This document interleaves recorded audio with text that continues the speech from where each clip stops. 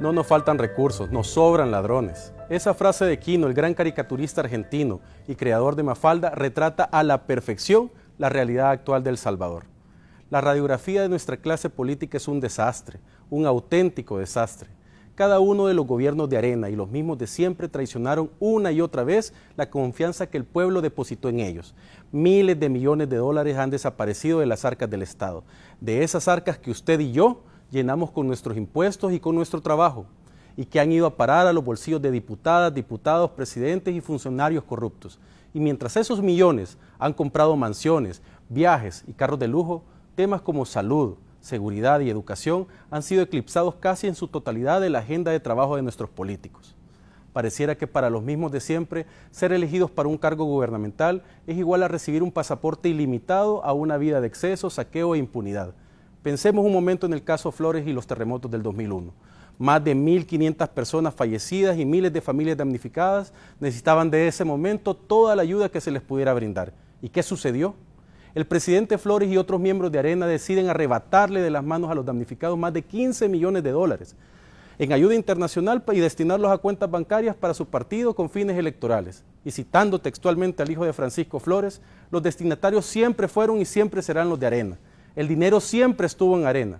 Durante los últimos 30 años, cada presidente ha jurado sobre la Biblia y con la mano en alto defender la Constitución y al Estado salvadoreño, cerrando este acto siempre con la misma frase: si es así, que la patria os premie, y si no, que ella os lo demande. Ese día finalmente ha llegado.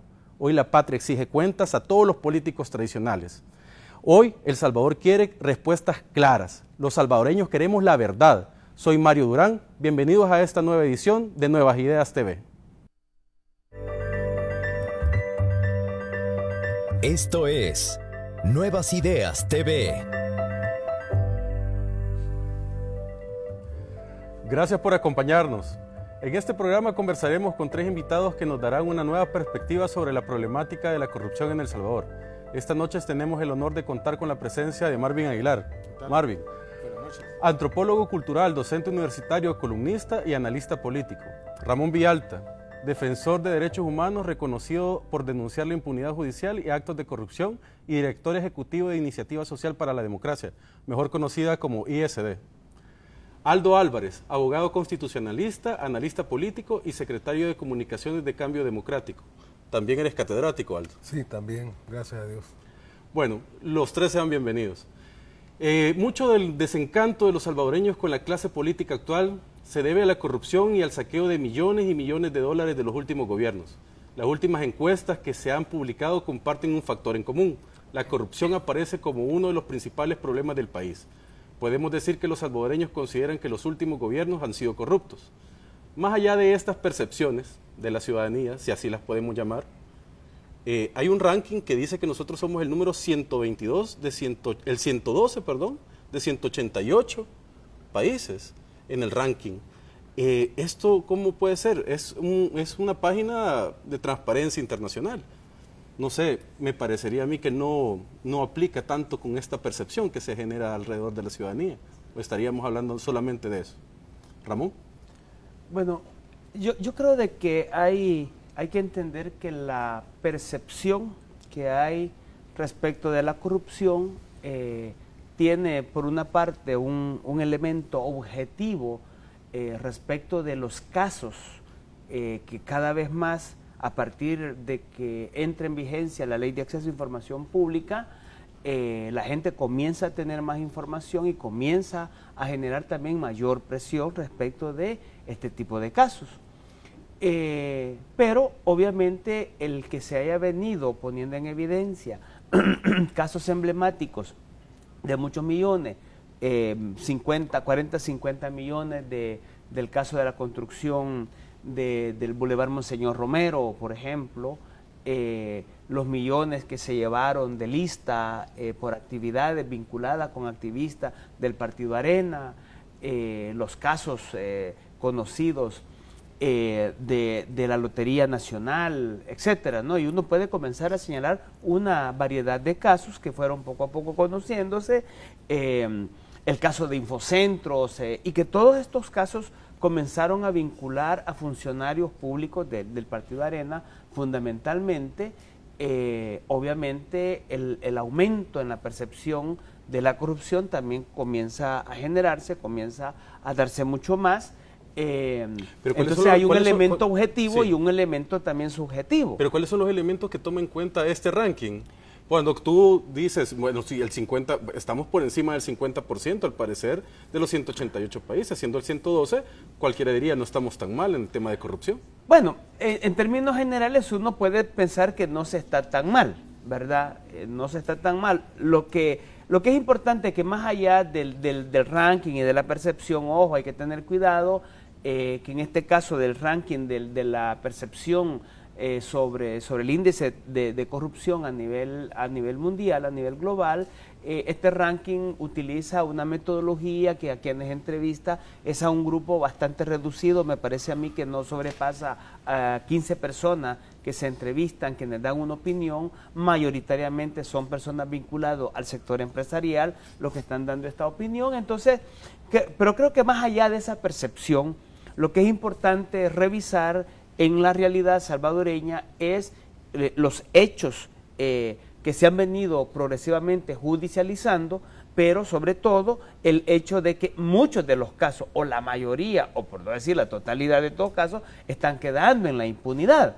Que el caso Saca haya terminado con 10 años, una condena de 10 años, por 300 no significa de que efectivamente la justicia se ha garantizado, y que la Fiscalía haya terminado teniendo un rol totalmente fundamental, porque más bien al parecer la Fiscalía entra a jugar un rol en una negociación, en generar un beneficio a los imputados y en generar un beneficio no solo al imputado directo, que en este caso era el presidente Saca, sino prácticamente dejar en la opacidad, dejar en la oscuridad todos aquellos beneficiarios que son parte de esos 300 millones. Aldo, a mí me lleva esto a una pregunta. O sea, nosotros lo que no puede ser percepción es la cantidad grande de casos de corrupción que han salido del gobierno, en específico de los gobiernos de Arena.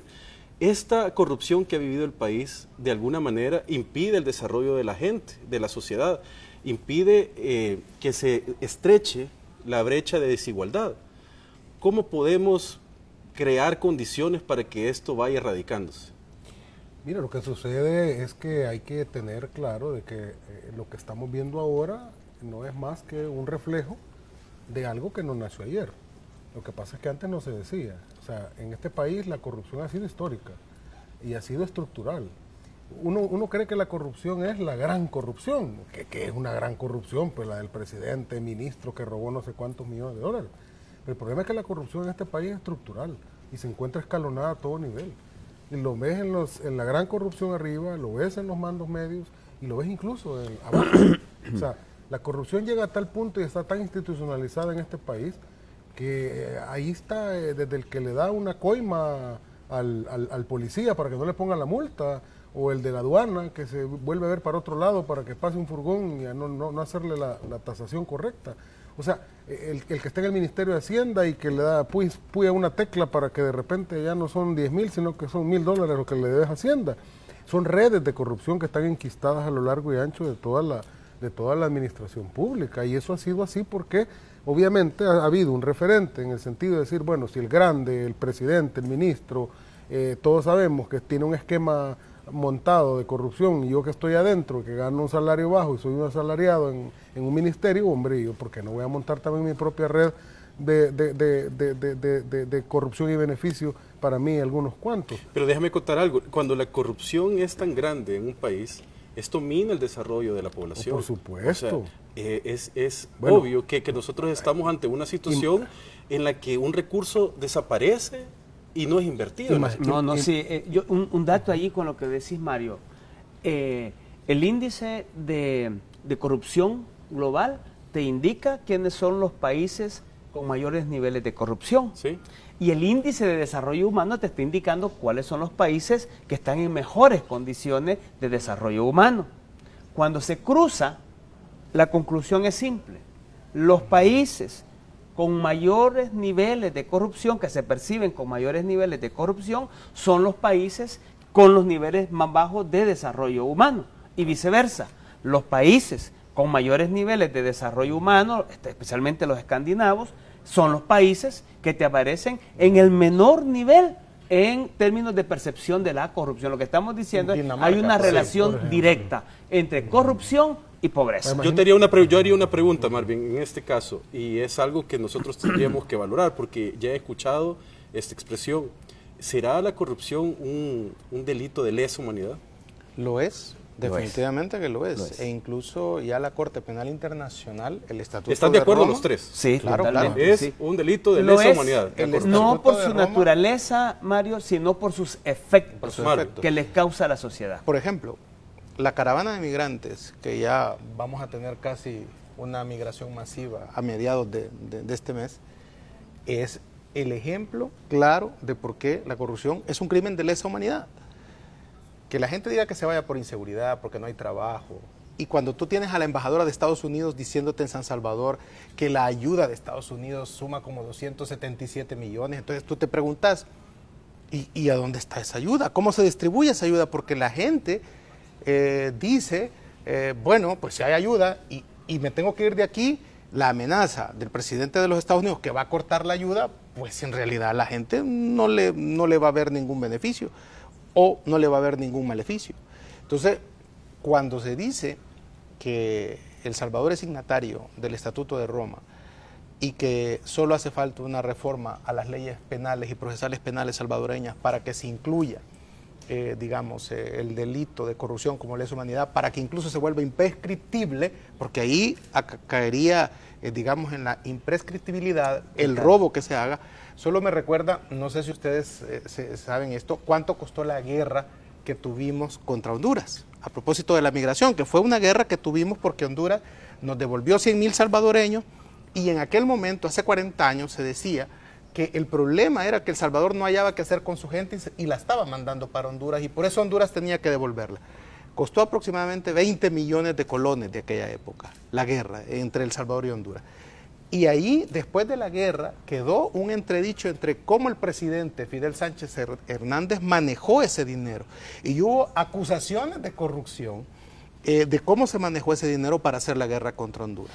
Entonces, la corrupción, por supuesto que es de lesa humanidad, porque viene, fíjate bien, históricamente, desde aquel conflicto contra los hondureños, se enriquecieron algunos militares de eso, vino la guerra que dicen que costó $1 millón diarios que aportaba los Estados Unidos, que finalmente los Estados Unidos tuvo que montar aquí un Estado Mayor militar para que administrara los fondos porque no confiaba en la tropa Pero salvadoreña. mira, Marvin, yo te voy a decir una cosa también.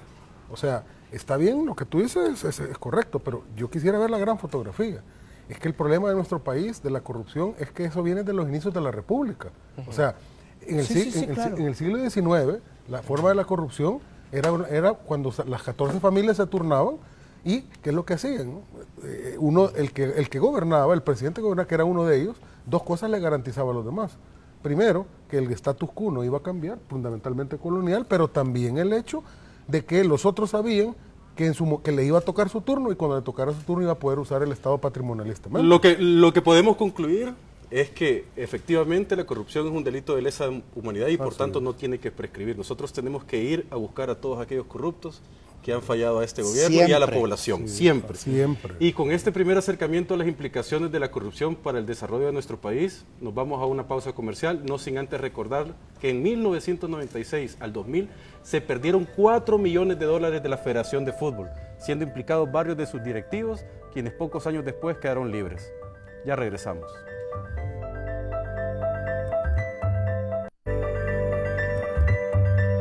Estás en sintonía de Nuevas Ideas TV. Continuamos con más de Nuevas Ideas TV. Gracias por sintonizarnos a través de Canal 12 y Sonora 104.5 FM, los días miércoles y domingos a las 7 de la noche. En este bloque queremos conversar un poco de lo que ha sucedido esta semana. Hubieron encuestas y esas encuestas, una fue la de Sid Gallup y apuntaba a la caída de Arena y al repunte también de Nuevas Ideas. Esto es interesante porque se ha visto también cómo la población se ha movido en el tema de la corrupción con mucho interés y ha denotado la corrupción de Arena como un elemento muy importante en esta campaña. Al ver todo esto, obviamente influye, ¿no? Claro, hay una cosa interesante en esto. Hace unas semanas y en otros programas yo estaba estableciendo que había que esperar si esta estrategia de choque o de golpe de timón que había dado el asesor extranjero que trae Arena a El Salvador iba a funcionar.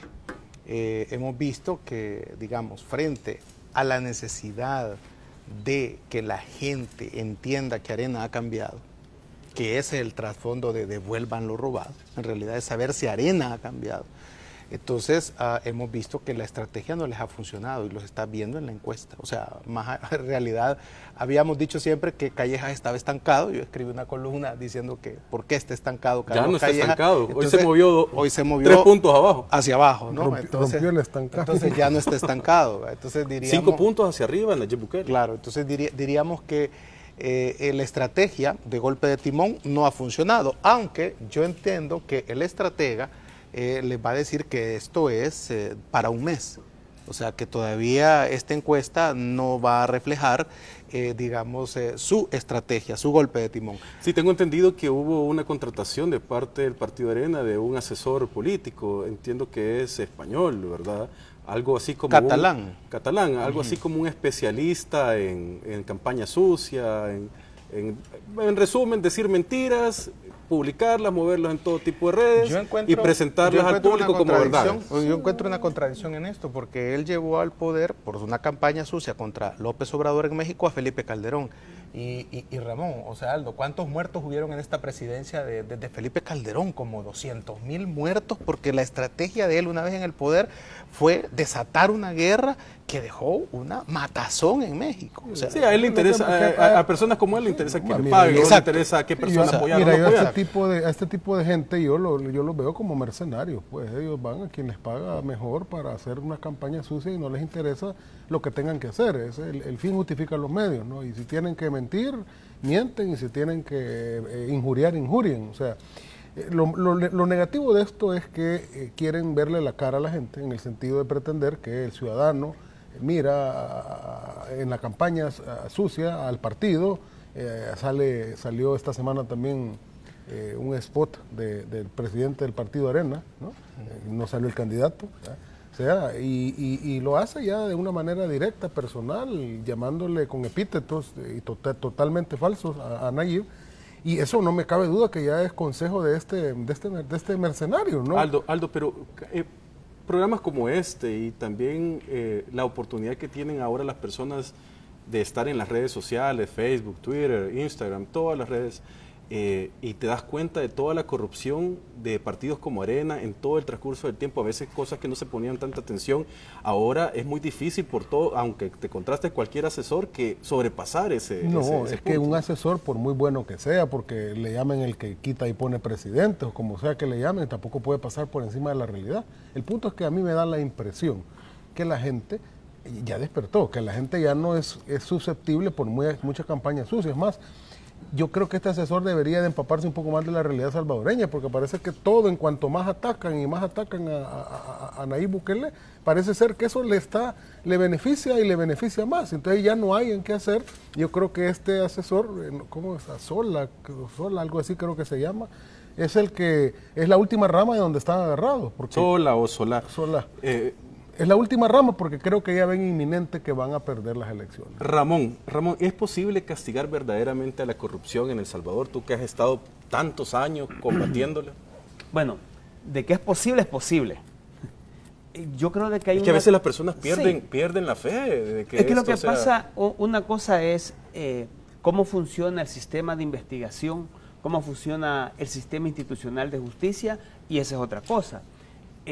Pero que hay una tendencia cada vez más a alentar a los estados a que efectivamente establezcan mecanismos regulatorios y mecanismos institucionales que garanticen un combate efectivo a la corrupción, eso es claro. Noviembre del 2013, el GOPAC, que es la Organización Mundial de Parlamentarios, tomó una resolución en Panamá, una resolución en la que alentaba a los estados a introducir en sus reglamentaciones la declaratoria de delito de lesa humanidad, todos los delitos de gran corrupción. Y esa es una recomendación que El Salvador todavía no la ha considerado. Pero en esta misma materia, lo que uno puede observar y darse cuenta es que la manera como la Fiscalía ha venido demostrando que la investigación que ha llevado adelante de los delitos de corrupción no ha demostrado un compromiso efectivo y un cumplimiento efectivo de su mandato constitucional y legal de poder sustanciar y de presentar las pruebas suficientes para demostrar la responsabilidad que hay de los implicados en los delitos de corrupción. Eso ocurrió en el caso Flores. Se acaba de perder el caso Flores. Eso ocurrió en el caso de Francisco Flores con el fiscal Martínez.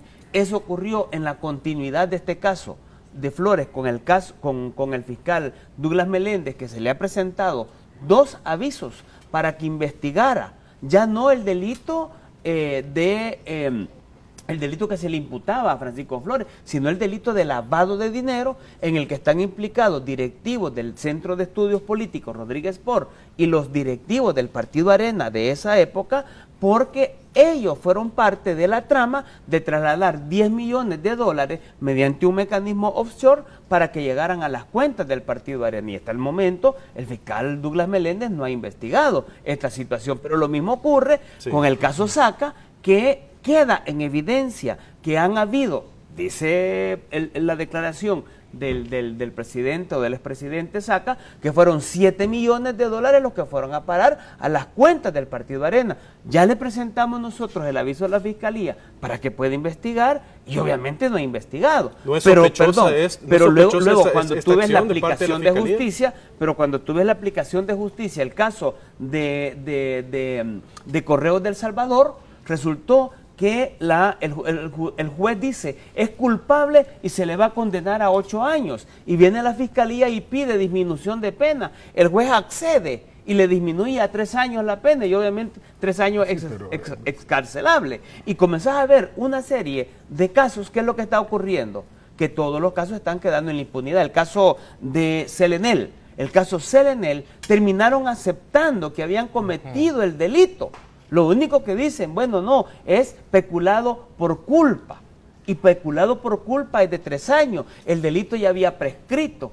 Y resulta que en una audiencia especial, que no era la audiencia específica para poder llevar adelante toda la deliberación del caso, los jueces prácticamente entran en una componenda con la Fiscalía y el caso queda prácticamente en la impunidad, a pesar de que asumen responsabilidad, culpabilidad del caso. Marvin, ¿no es estas actuaciones, por lo menos llamémoslas sospechosas, de parte del sistema judicial, preocupantes? Pues? Mira, por muchos años el Departamento de Estado ha dado informes diciendo que el sistema judicial salvadoreño es corrupto, por años. No sé por qué ya no lo hacen público, pero por años. Incluso los Estados Unidos presionó porque se aprobara la ley de arbitraje para que las empresas pudieran mejor ir a arbitrajes internacionales porque no confían en los tribunales salvadoreños. Claro, o sea, eso ha sido así literalmente en este país. Entonces, obviamente, el fiscal es parte de ese Ministerio Público, la Procuraduría de Derechos Humanos, la Procuraduría General de la República, que muchas veces la gente siente que por más que acudan a estas instancias, bueno, por más que la gente trate de buscar justicia, pues no puede. O sea, esa es una percepción bien generalizada. ¿Por qué cuando lees los libros contables de Casa Presidencial, de las administraciones areneras que nunca se dijeron que se tenían, de cómo manejaron la partida secreta o la partida de gastos reservados, tú te das cuenta que, por ejemplo, Armando Calderón Sol, siendo presidente, le pasó fondos a Francisco Flores cuando no era presidente, y que cuando Francisco Flores era presidente todavía le pasó dinero de la partida secreta a Armando Calderón Sol cuando no era presidente ya. Entonces, el fiscal que dice que no puede procesar a instituciones, que no puede meter preso a un partido político, te digo, por momentos se parece a declaraciones que dio el exfiscal Luis Martínez, que hoy ya sabemos que transaba, ¿verdad?, los procesos. Por momentos el fiscal Douglas Meléndez pareciera que está manejando el mismo lenguaje del exfiscal. Por eso no me extraña que el mismo exfiscal haya dicho de que, vea, él puede terminar acompañándolo ahí en el sector 9 en Mariona. Bueno, no queda duda, por lo menos como ciudadano, que la Fiscalía deja mucho que desear, o por lo menos muchas sospechas.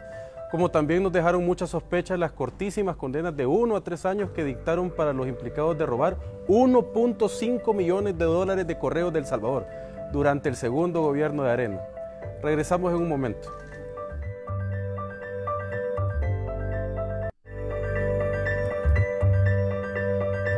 Estás viendo Nuevas Ideas TV.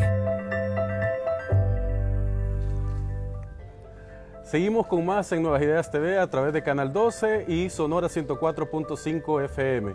Todos los miércoles y domingos a las 7 de la noche. Bueno, el fiscal general de la República perdió el caso Flores.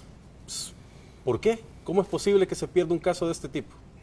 Pues si esa pregunta se hace todo el mundo, ¿cómo es posible que se pueda perder un caso donde aparentemente las pruebas estaban servidas para que hubiera una condena ejemplar en términos penales y también en términos civiles?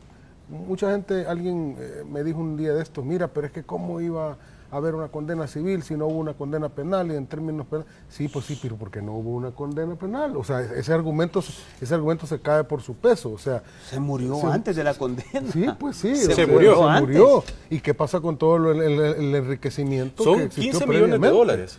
Son 15 millones de dólares que él en Televisión Nacional dijo haber entregado en sacos al Partido Arena y a sus destinatarios, ¿verdad? Ahora yo quisiera confieso, que el fiscal pero fuera... no solo eso. Tengamos en cuenta que la familia se benefició.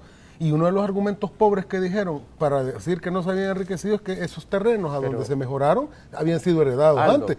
Pero se mejoraron con dinero mal habido, con dinero de la corrupción. Interesante en esto. O sea, la partida secreta que manejó Flores durante su presidencia es un aproximado de 154 millones de dólares. Sí, lo que estamos hablando en un principio solo estamos hablando de Taiwán. De 15 millones de dólares. 15 millones de Taiwán, pero nada de la partida secreta. 15 millones de Taiwán. Que el fiscal se fuera contra esa, que es el mismo caso Saca, porque está en los libros contables de Capres que solo a nombre, lo hicieron en molde. a nombre del expresidente Flores se emitieron 108 millones en cheques. 108 millones. De los 154 millones que manejó durante su presidencia Francisco Flores. Entonces ya el expresidente está muerto, se comprende esa situación, pero aplica la extinción de dominio. Mira, y eran 15 millones por el juicio, Mario, pero la Asamblea Legislativa llegó a decir que eran más de 70 millones los que había recibido de Taiwán, y en las declaraciones públicas. Sí, recuerdo que incluso hasta con una sonrisa en el rostro. Él dijo eran 15, eran 20, eran 30. Sí, iba subiendo cada hora. Descarado. Y la Fiscalía en el proceso judicial dejó demostrado que efectivamente, como yo dije, por medio del delito de lavado de dinero, 10 millones terminaron efectivamente en las cuentas del Partido Arena. Que 5 millones... 10 millones en las cuentas del Partido Arena. Y 5 millones... Para hacer campaña política. Eso está en el juicio, eso está en el documentado. Para financiarle la campaña siguiente. Para financiar la campaña de quién. No, para financiar la campaña de Saca. Está judicializado. Es decir, que esos 10 millones fueron para financiar la campaña de Saca, y eso es lo que se encuentra en el proceso. En el proceso eso consta. Y 5 millones que la Fiscalía no había logrado determinar en dónde estaban, pero que era lo que se suponía que había quedado en manos del expresidente. Mira, lo que pasa es que esa era un modus operandi de Arena. O sea, la gente debe entender que era una manera... ¿O será? Obviamente que lo fue siempre, y ahora que no garantiza que eso ha cambiado. Porque sigue siendo la misma Arena. Sigue siendo la misma Arena. Siguen cantando la misma canción, el mismo himno, los mismos colores. Es más, muchos de la gente que se dice que recibieron sobresueldos de la cartilla secreta están ahí. En el informe que presentó la Secretaría de Transparencia y Anticorrupción respecto del financiamiento de los partidos políticos, quedó en evidencia que el Centro de Estudios Políticos Rodríguez Por traslada en cada elección muchos millones de dólares. A ver, si esta es una fundación sin fines de lucro, ¿de dónde obtiene el dinero para hacer donaciones a un partido político? Bueno, la explicación es que es el medio que se ha utilizado para poder trasladar dinero a las cuentas del Partido Arena. No nos olvidemos el papel que ha jugado el sistema financiero. Exactamente. Y que el fiscal general se ha negado a investigar. O sea, está bien que haya metido preso a estos expresidentes del banco hipotecario, ¿no? Sí. Pero es que hay más bancos A ver, involucrados. ¿Quién era el presidente del Banco Cocatlán de la época? También ya está muerto. Sí, no, sí, pero de todas maneras, lo que es ¿Quién era? evidente, Dígalo, en televisión. es evidente de que el Era, Banco Cuscatlán, Ricardo Samayoa, ¿verdad? sí, Samayoa, sí, Samayoa. el Banco Cuscatlán Mauricio. jugó Mauricio un rol Samayoa. precisamente de garantizar estas transacciones financieras. Y lo raro es que en muchos de estos casos no hay emisión de reportes de operación sospechosa, que los bancos están en la obligación de emitir cada vez que hay una transacción, especialmente cuando lo está haciendo un sujeto que es muy susceptible políticamente de llevar adelante este tipo de operación como lo es un presidente Por de la eso es que se República. configuró, y por eso es que se configuró el delito de lavado de dinero. Les tengo una pregunta a los tres. ¿Por qué Arena, y Marvin, empezando por ti, por qué Arena se quiere desligar de su presidente Antonio Saca y minimiza a Flores, siendo dos pues moldes del mismo sartén? Mira, fíjate que yo le voy a robar el análisis a Carlos Dada, que lo ha hecho estupendamente bien en un artículo que ha subido en El Faro, y es que dice que Arena se desliga de Saca, que lo ha expulsado por corrupto. Eso nunca fue así. Nunca fue un argumento que presentaron. No, lo echó porque le quitó el partido. Pero no se desliga de su fundador, que está siendo señalado por el asesinato de Óscar Romero. Entonces, señalado por la Iglesia Católica, por las Naciones Unidas. Exactamente. En cada uno de los la reportes Corte Interamericana de Es Derechos un hecho Humanos. probado, es un hecho probado. Entonces, Que niega, por cierto, el candidato actual de ahí, Arena. o sea, yo diría, muchas veces, yo le he dicho a la gente de Arena, pues, que una de las cosas por las cuales salen bajos en las encuestas es por la incoherencia, porque uno no es lo que dice, sino lo que hace. Y Arena, pues, está bien lejos de hacer lo que dice que es. Entonces, si va a condenar a Saca, también, y estoy totalmente de acuerdo con ese análisis de Carlos Dada, también tendrá que condenar en su momento a Roberto Dabuizón. Porque no puedes decir que condenas a Saca por corrupto y que no hay pruebas, y que no hay pruebas de que Dabuizón tuvo que ver en la muerte de Romero. El colmo de los colmos, que fue lo que dijo Carlos Calleja cuando le preguntaron sobre Dabuizón y la muerte de San Romero, que fue lo que dijo. Es que eso no está realmente bien, son rumores. En Washington cambió la versión. O sea, bueno, de hecho también lo dijo la candidata. Lo dijo la candidata vicepresidente. Pero yo regresando al punto, es porque el fiscal pierde el caso. Porque se dice claramente, pues no sustanció la prueba de forma debida. Y era el cumplimiento de una formalidad. Sencilla. Certificar un documento y no lo hizo. O sea, las personas que nos ven en televisión han certificado documentos cantidad de veces, seguramente. Uno ha visto otros casos en los que la Fiscalía se preocupa enormemente. Bueno, yo he visto un par que en contra del candidato. Por garantizar, presentar por prueba ejemplo, y garantizar que se condene. Pero en estos casos, no apostillar una prueba y mediante ese mecanismo lograr que quede en la impunidad un caso, pues hay una alta responsabilidad. Y aquí te doy la primicia.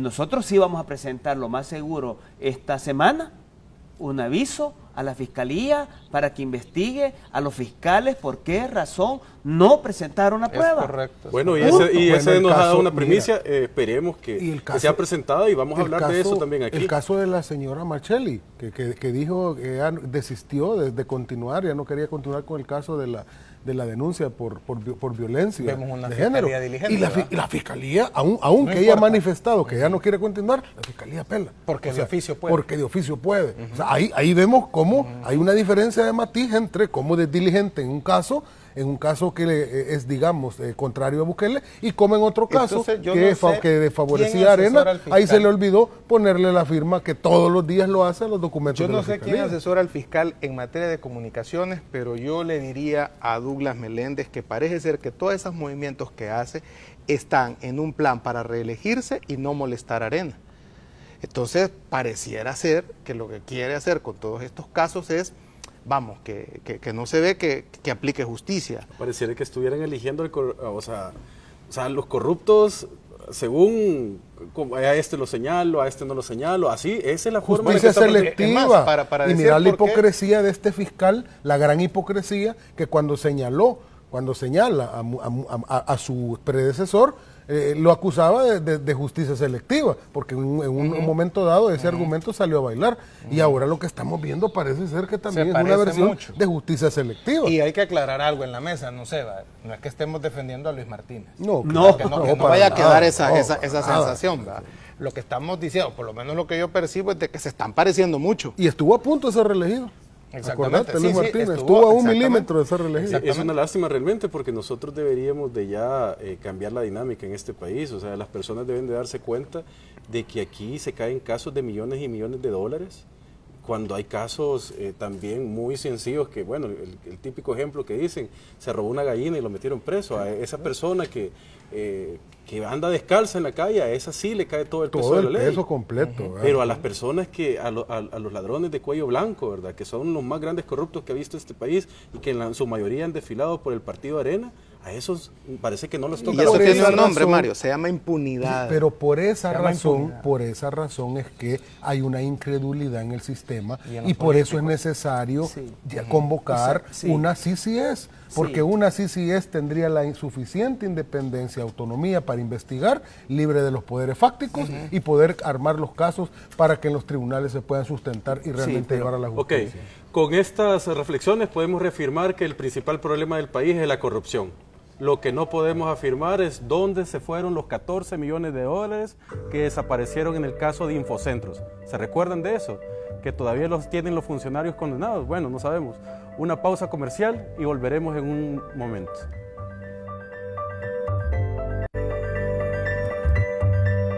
Estás en sintonía de Nuevas Ideas TV. Sean bienvenidos a este último segmento de su programa Nuevas Ideas TV, donde hablamos lo que no se dice en los demás medios de comunicación.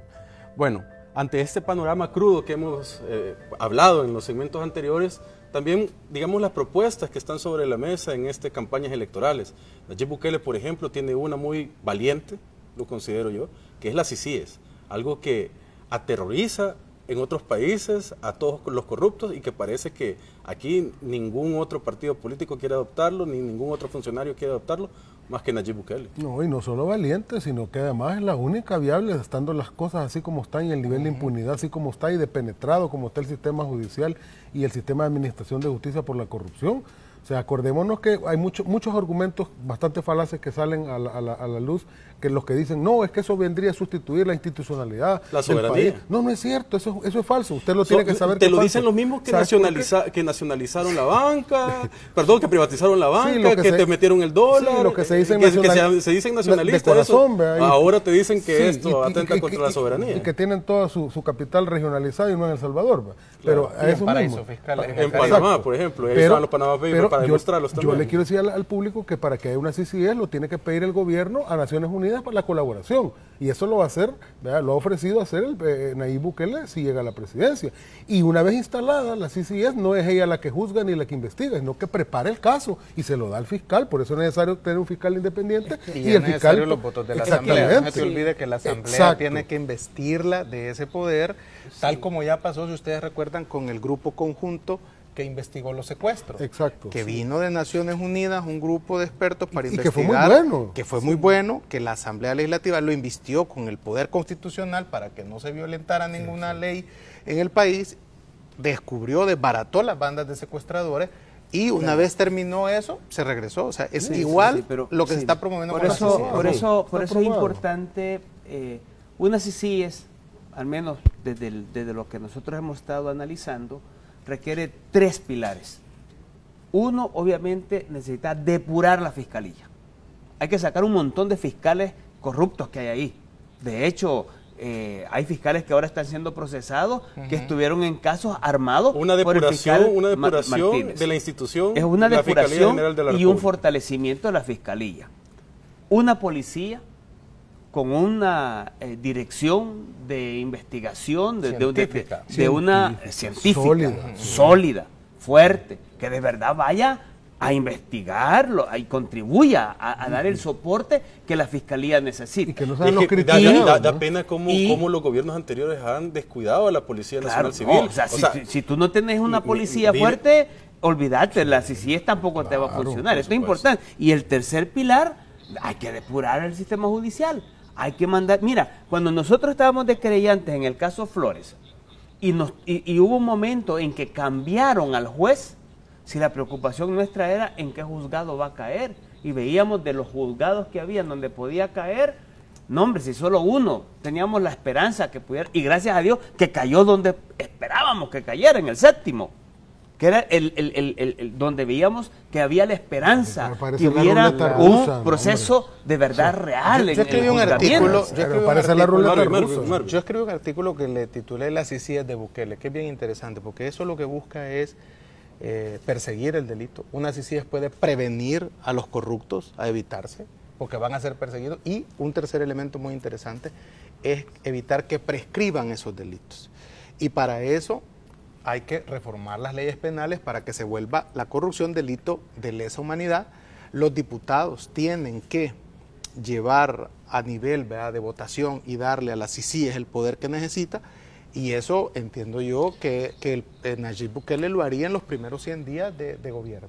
¿Es posible que los diputados se nieguen? Bueno, pero entonces ahí van a quedar en evidencia los diputados que se nieguen, y esperamos que el diputado de Cambio Democrático avale, ¿verdad?, presente eso. Eso es muy interesante, porque ¿cómo negarse a una CICIES en El Salvador? O sea, es un...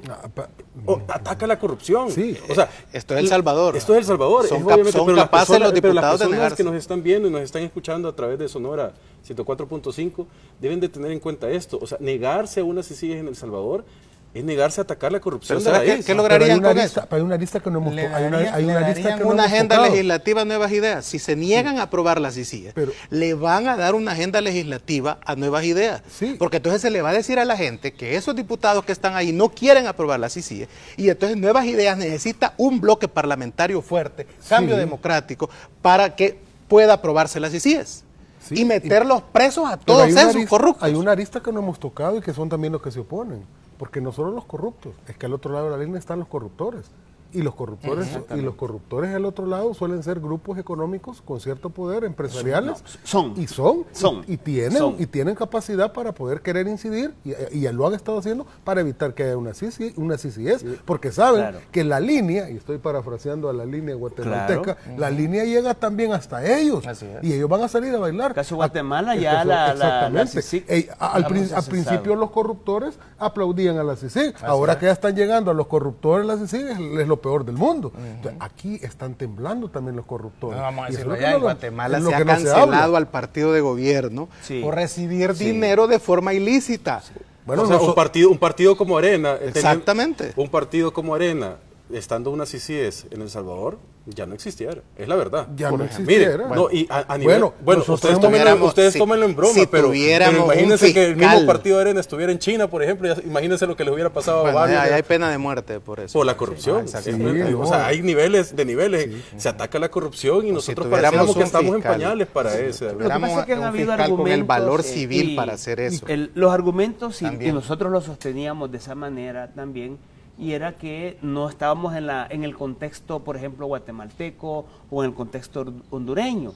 Pero lo que sucede es que luego de Luis Martínez y ahora con Douglas Meléndez, y estar viendo que los casos de corrupción no están siendo investigados de la manera como debería de ser, y cuando se judicializan los casos no se sustenta, no se logra presentar la prueba como debe de ser, y cuando llega al proceso judicial, lo que termina es quedando en la impunidad, pues uno dice, no, así no se puede.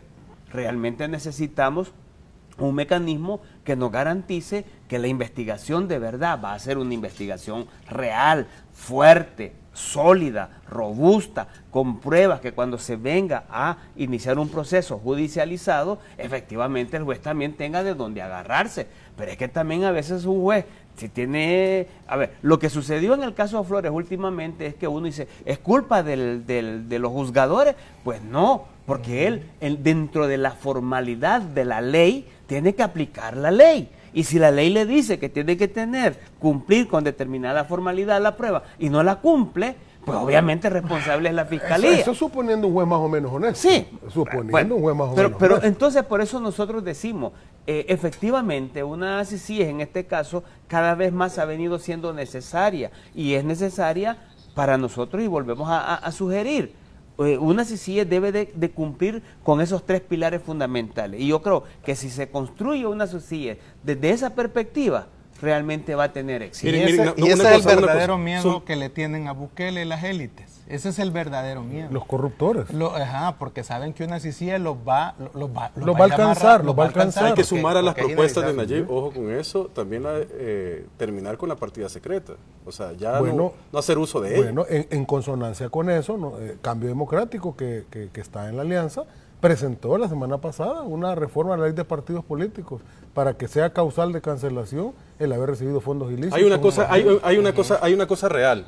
Arena ha negado siquiera tocar el tema de las CICIES, es decir, se niega rotundamente. ¿Cómo no? Dice que no es necesario. Algunos voceros de Arena han dicho que no es necesario. Y hablando sobre el tema de la partida secreta, el candidato de él dijo que los necesitaba porque tenía que mantener a los espías en otros países. Fíjate o algo por el estilo. Fue una ridiculez. Bromas aparte. Pero es que es cierto, no es una broma. Podría ser un chiste aparte, pero eso lo dijo en televisión. Hay un diputado de Arena que es el que le ponen a decir eso, que es supuestamente erudito en materia de derecho, y lo ponen a decir todas esas cosas que no tienen ni cabeza ni pies, ¿verdad? Porque él es el que se presta a eso, pero la gente ya no se lo cree, porque no tiene sentido. O sea, dice cosas como, por ejemplo, que eso va a dañar la institucionalidad del país y que va a sustituir a la investigación. Si es que la CICIE es temporal. Bueno, pero eliminar la partida secreta o partida de gastos reservados es una propuesta interesante de Nayib Bukele. Te voy a explicar por qué. Porque cuando ves en estos 30 años, 6 presidentes, ¿verdad? Solo ahí hay, sin explicar, 1.100 millones de dólares. 1.100 millones, solo ahí. Solo en partida secreta, que es la punta del iceberg. Y esto incluye al actual presidente, que lleva ya gastado 150 millones y que esperamos que vaya dejando facturas de todos esos gastos. Porque si no también, cuando salga, va a tener que explicar él y sus funcionarios que han estado en eso, el tiempo ya no nos da más para más, pero me gustaría tener una breve conclusión de cada uno, muy breve. Ramón. No, bueno, yo creo de que es importante que primero reconocer que la sociedad salvadoreña ha cambiado, que la sociedad salvadoreña tiene más conciencia respecto de lo que ocurre en el país, y el tema de la corrupción es un tema que en la conciencia del salvadoreño está mucho más clara, y que la demanda hacia los políticos para que efectivamente trabajen de manera honrada es un aumento. Gracias, Ramón.